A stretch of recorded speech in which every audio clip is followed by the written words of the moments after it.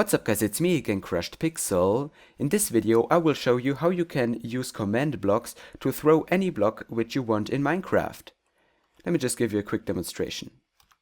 You see, you can throw stone, you can throw glass, you can throw bedrock, you can throw any block you want, wherever you want. You can, pretty much do it with any block you wish. This can be used in multiplayer maps, this can be used in adventure maps, this can be used in any map you want. You can make nice games out of that, and this is the redstone behind it. This is actually the part for the detection which block has been thrown, and this are the command blocks for the actual throwing. But don't be worried, because all of this is generated using an MC edit filter which you can download. So first of all, here we have a fill clock,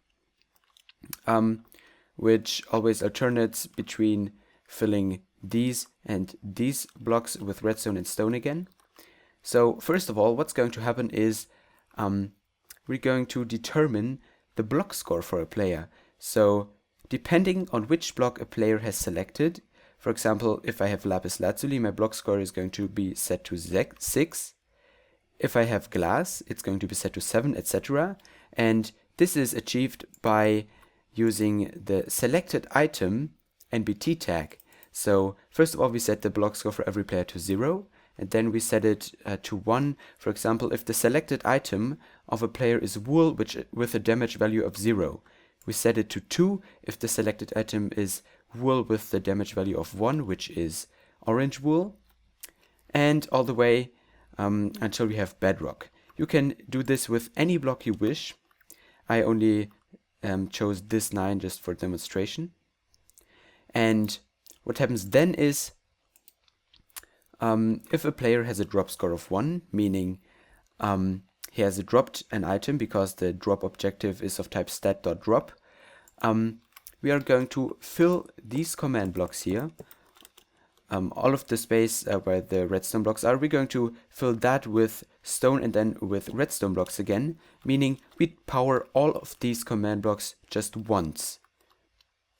And yeah, what these command blocks do is actually they summon a falling sand entity, which is the sand that you can see, depending on the direction where the player looks at. So you see, for different x, y, and z values, there is going to be a falling sand entity summoned with a motion. So because the motion has to be different if I look here or if I look here. So the motion and stuff all happens using these command blocks, and then after all of them are executed, back here I set the drop score for the player to 2. Then these command blocks are going to start their business, and depending which block score the player has, remember the block score is the score that we set earlier depending on which block the player has selected, we're going to use an entity data command on the falling sand block, and we're going to change it to the specific block. So if my block score is 1, I'm going to change the falling sand entity's block value to wool.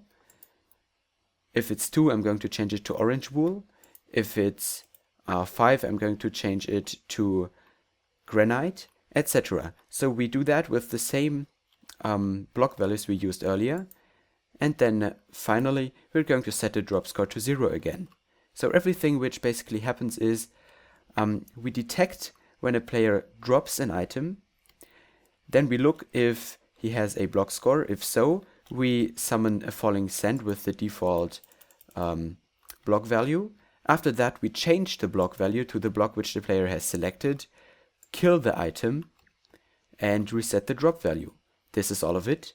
And if you want to create these command blocks yourself for your own map, you can use this command here, which I have set up for you. I will link it in the video description, and you see it has these placeholders, $rotation and $position, and $motion, and these are going to be reset by the filter for all of the possible rotations of the player, all of the possible motions for the falling sand, and the relative position where the falling sand should be spawned. Okay, so we have this command block, place it somewhere in the world, quit the the Minecraft world, head over to MC Edit, and here we can actually select that command block, use my directions filter. The link is of course in the video description. You should watch the video for a more detailed explanation. And here we can actually define how accurate the filter should be. So if it should choose every third degree for the accuracy, etc.